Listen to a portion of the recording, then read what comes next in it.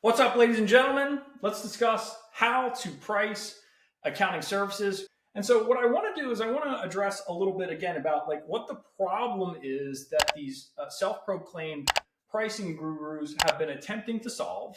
And I want to be able to help you to solve it 100% for free with this video. Okay, so that's my goal here. Two different pricing models, and I'm going to explain a little bit of the benefits and disadvantages of both of these pricing models. And I'm also going to give you what I consider to be the most effective sales process that creates the most leverage and ultimately gives you what you want, which is very profitable engagement, but also a very happy client that consumes the vast majority of your services. And I just want to make a point on the consumption part before I get into the two different models. So when you think about what is the purpose of pricing in relation to a service model, is you want to charge a price that encourages consumption of the product. Because if they're not consuming the product, your advisory services, showing up to your calls, actually looking at your monthly accounting reports, if they're not actually doing those things, they don't see value in it. They're going to be likely to cancel or look for other options. So here's the problem. There's usually two types of models. There is flat, and then there's variable, okay? So variable is most commonly associated with, of course, the thing that most people will readily recognize and what most people will quickly default to, which is going to be your hourly billing model, okay? Now, the thing about the hourly model that most people tend to overlook is the inherent drawback that it presents to more ambitious entrepreneurs. Because here's the problem, is that hourly, the incentive model essentially says, the slower I take, the more money I make. That's a problem because entrepreneurs pay for speed. And so they're just basically constantly, you're just constantly dealing with this like cost-cutting battle of low prices when you're dealing with hourly. But the buyer would say, I'd rather pay more to either not need to do it, have it done well, not need to think about it, get a quality result faster. When you have these two things on your side, you start to understand a little bit more about the advantages that come along from pricing, because speed is one of the major characteristics and how you can make sure that pricing is on your side. I'll just default to the most commonly understood sales model, which is I'm just going to sell my time, right? I'm just going to do that. And so if there's less work, I make less money. If there's more work, I make more money. And honestly, it's okay. It's okay. It's just a little harder to scale, and you end up leaving quite a bit of money on the table. And you also have a lot more administrative burden and time tracking. And then clients argue why it took so long and compared to the other month. And it's just, it creates a lot of problems that I don't think you realize until you're further into the hourly billing model. Okay. Now, here's the next more commonly used scenario. So people who have done enough of this, they tend to flip over to flat. And flat is usually just the way of saying, hey, sometimes there will be more work, sometimes there will be less work. And what we're going to do is we want to just kind of price in the middle here, okay? We just want to price for what we believe the average will be. That means that some months we'll probably make a little less, some months we'll probably make a little bit more. And it's really a net benefit to the client and the business owner, because what's happening is you are removing all of the administrative burden and responsibility of tracking hourly, supporting the hourly amount to the client, having the conversations, validating, rebilling them to re-up on the time. You end up just, quite frankly, removing all of the things associated with the problems of variable. But there becomes a slightly different problem that comes around when you end up using the flat billing model. And the problem is what happens if in 1 month or in a certain period, it's not like this, but one of them ends up going like this, right? Like what happens when there's an enormous spike in activity? Well, what ends up happening is you end up losing a lot of money. And the problem is firms tend to avoid having conversations about sales or upping prices on an annual basis, or if there's a massive spike in activity for not just weeks or days or months, oftentimes for years. And I'll tell you a very small, sad story about this. I had a client who was running a fabled $1 million firm. Super nice guy. But one of the other things about the service business is nice people tend to get taken advantage of. And what I mean by that is he had never, in his 30 years of running his firm, he had never increased his prices. So that means that slowly over time, all of the client's work was going up while the value of his dollar and his labor was dropping due to inflation, obviously.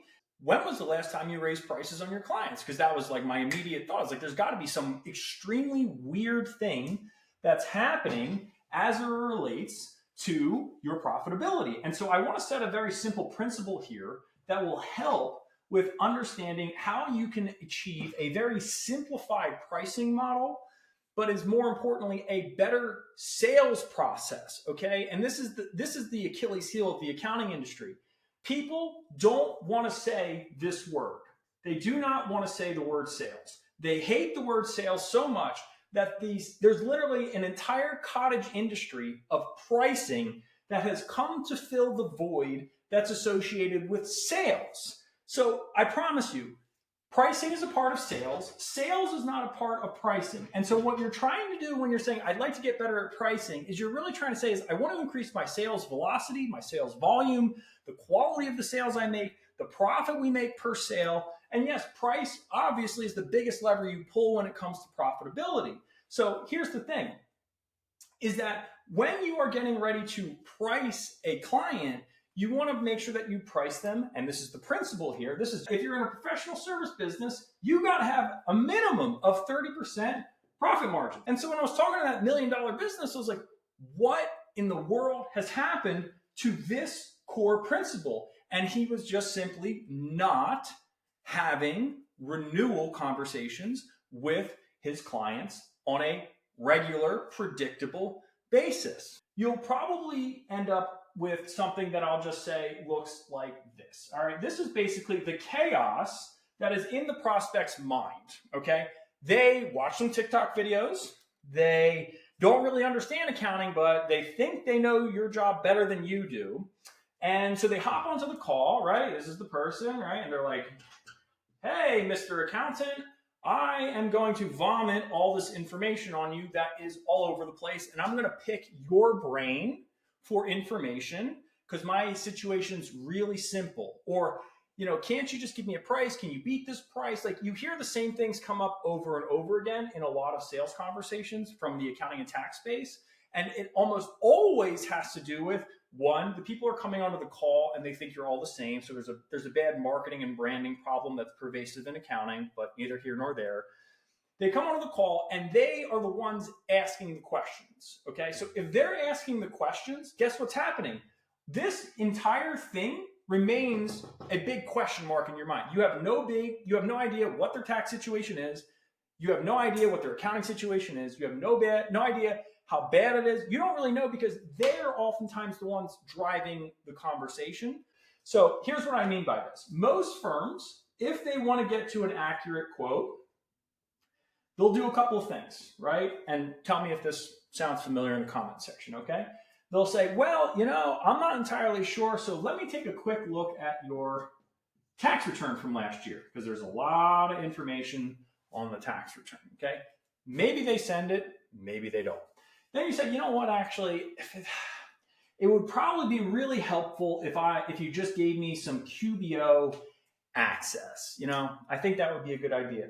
Actually, what would probably be even more helpful is, why don't we just talk for 30 minutes and I'll answer some questions to prove to you that I know my stuff and that I can really help you out. Why don't I do that? And actually, you know what? I actually just realized that, and there's probably some other set of things that you may do that's different than what I put on the board here. And so here's my point, is there's usually a laundry list of different, what I'll just say are high value services that you do for free to try to hopefully get to your price, right? You do all these things for free, but here's the problem. Every single one of these costs you a lot of time. And here's the worst part, is that a healthy portion of the people who you even do all of these free, unpaid services for, they will ghost you. They'll just gone. Like, they won't even respond to the engagement letter that you sent them, the time you took to firm up the proposal. And so this could be this isn't just 30-minute consult to see if they're a good fit for your firm. It's also another 60, 90 minutes of additional labor to hopefully maybe get paid. That's a problem. And I think that's what the fundamental problem that the pricing gurus were trying to solve for, but haven't done necessarily a great job at it. Because again, they're only talking about one very small piece of the actual problem, which is just a sales problem, masquerading as a pricing problem. I mean, there is a pricing problem, don't get me wrong. So here's the better way of doing this, okay? So rather than doing these things for free, here's what you end up doing. You take them and then you create a package that is your intro offer, okay? So this is the beauty of what we do at Dream Firms, and I'm happy to teach you it for free, is we teach these people, all of our clients, that you need to systemize your client intake so that every client, no matter what, no matter how complicated, no matter what, you can guarantee that you're not wasting time on non-buyers, and everyone gets this list of services, the things you normally do to firm up a quote, maybe some extra things you can throw in there, right, to make it a little bit spicier, get a little more pop. And then you name it, and we just call it a financial 360, okay? It's just a placeholder name. You should probably rename it to something specific to your niche avatar. But you go, okay, this is my financial 360 product, okay? All of our clients start with it. And look, here's the deal. Honestly, we're in really high demand right now. Like, I'm not even sure I can take too many more clients right now. I probably can take like 5 max. So here's how this works. We are going to do A, B, C, D benefits. And in order to access this list of services, it's a one-time $1,000, $1,500, $2,000, $3,000. I like to stay in that general range, but usually it's $1,000 to $3,000, depending on, again, your avatar, as well as how juicy this list of services is. And now what ends up happening is 2 really important things, okay? 2 super important things. Well, more than that. But the first one is all tire kickers and price shoppers immediately leave. They don't buy. Good. At least we saved the time we would have normally done for free on a tire price kicking shopper. They're gone. The second major thing that it does is it positions you as an advisor immediately, because this fundamentally, and I know people don't really see it like this because they undervalue what they do, this is a list of advisory services to start a relationship. That's what it is. And that you understand, you don't know. I know that I don't know. They don't really know what they want either. And you start from that position. It allows you to build and understand what the relationship should look like, okay? In the beginning of the relationship, it's not as consistent like this. What it's really actually generally like is in the very beginning of any professional service relationship, the value tends to be quite high. It goes up very quickly and very fast because you're making sure they're the right entity type, you're answering their most commonly questions that have been bothering them for months or years. You're doing a massive amount of value here, but most of these things that you're solving for in the beginning with your financial 360 are what I'll just call psychological problems. Early upstart is your 360, and you're probably going to do that for, again, $1,000 to $3,000. And then in addition to that, what are you solving for here? These are the psych problems, okay? These are all things that they're not sure about, you're not sure about. You're both getting your hands around the size and magnitude of the problems they're going through. And then again, the reason there's even another upshot here, there's a combination of back work and implementation. Now, I hate the term back work because I think it's just bad sales language, and it's just pervasive in the accounting space. And so similar to, like, I wouldn't say, can I charge you $1,000 to $3,000 to come up with a proposal for your services? I wouldn't say that. That is extremely stupid. because it's bad language and people are like, what? Be like, no. The first thing that all of our clients go through is a financial 360. We got to get a complete understanding of your accounting and tax situation. And quite frankly, it takes a decent amount of our time, and we got to figure out exactly what the best path forward is for you. Okay? Future profit readiness is like, you're not ready to increase the overall profitability of your business because you have unfiled tax returns. Nobody will ever buy this business for a premium. If you ever try and sell it, they'll literally laugh you out of the room. Your books are a mess. You don't even know what your highest cost factor is outside of your labor, which is obvious. You don't know where to double down on the things that are making you money. You're not even ready to generate more profit in your business. So here's what we're going to do. We got to install the accounting system, and we got to take you through our future profit readiness process where we take care of all the outstanding items in the past. Okay? So you basically priced for the upswing of the value that's been associated. You can accurately quote everything because you got paid to do it. And once you get paid to do it, you're basically presenting your findings. You're saying to them, hey, here's what we found from our 360 process. Here's areas of opportunity. Here's some tax saving opportunities. Here's realistically what you would need in terms of your accounting needs on an ongoing basis. And I'm going to give you one other major aspect that helps with the sales process. When you are giving them the quote for the future services, here's what you need to do, okay? You need to create a little bit of a T-chart, okay? Us, other, okay? Here's what I mean, okay? Because like I said, they don't even know much about accounting. They don't even know how much they should be spending. Another psychological problem. They don't know what's the appropriate amount for my needs. But what are the other options out there? And so then you basically can say to them, well, here's us, and we're going to do this for dollar amount, small dollar amount, right? Like reasonable dollar amount. And the other options are this. And if I were to fill in the blanks, right, it's going to be DIY, which is obvious. It's going to cost you the most time. That's the worst thing. And based on how much money you're making, your hourly rate is going to be approximately $300 an hour. And the idea that you'd spend any of that time on accounting or bookkeeping, that's really silly. The next thing that you're going to consider is you're going to consider in-house, right? And man, if you want to build your own in-house accounting team, man, you're going to be spending triple dollar signs because look, you want the value of a fractional value of a CFO, but you don't want to pay $250,000. By the way, the CFO doesn't do the bookkeeping. That's another 40 to 65 minimum. Then you've got to worry about your so on and so forth. Any of the other things that you would think would be applicable to what they would actually consider reasonably for an in-house. And then you might say, and then the other option, of course, is the other accounting firms out there, right?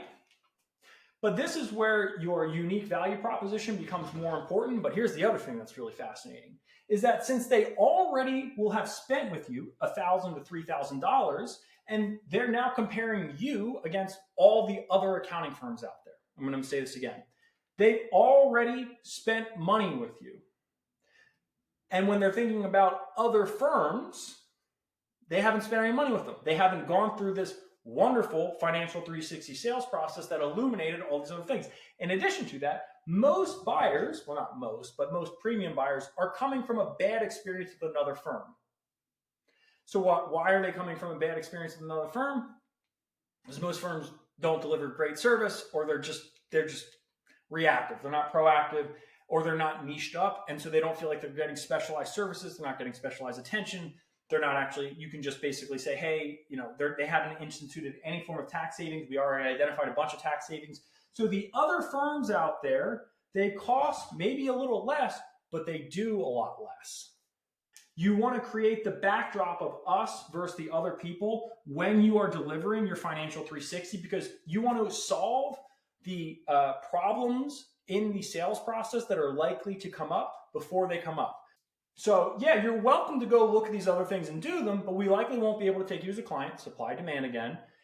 You already have their trust. You already validated that this trust was well done because you gave a fantastic experience for the things you normally do for free but aren't incentivized to do incredibly well. Now you've done them incredibly well because you got paid to do it, right? And you can now quote these things accurately, increase the likelihood you get paid on them, crush the objections with, well, what if I want to go and do these other things that are cheaper, or whatever. And you go, well, that doesn't even make any sense. They didn't even identify these things. They likely wouldn't. And they would likely cost significantly more if you try to do it in-house. And also, again, this is why the niche is so important. And plus, we know more about accounting and tax strategies specifically for digital marketing companies, specifically for lawyers, than any of the other firms are going to speak with, because that's all we do. Boom. That's how you win a premium engagement. Okay.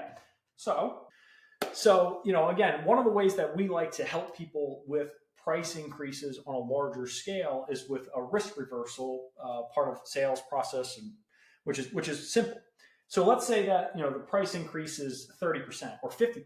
Okay, so they're going from $1,000 a month to $1,500 a month, or $1,000, 100% price increase to $2,000 a month.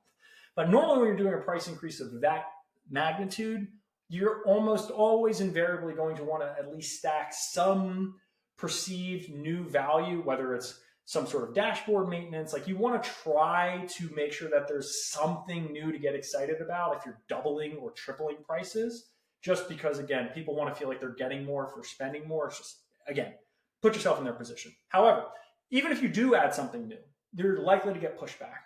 And if you get pushback, this is my favorite way of dealing with it.